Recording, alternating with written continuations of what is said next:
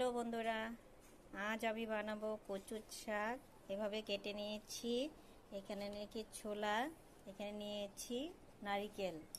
এখন আমি কচু শাকটাকে সিদ্ধ করে নেব আর ছোলাটাকে সিদ্ধ করব।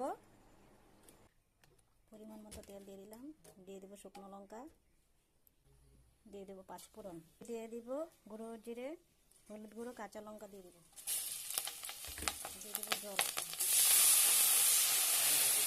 দিয়ে দেবো পরিমাণ মতন নুন। এখন মশলাটাকে কষিয়ে নেব। মশলাটা কষিয়ে নিয়েছি।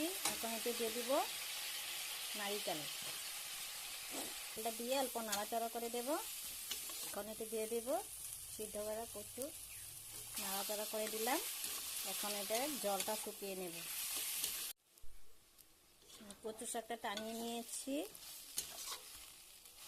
হয়ে গেছে।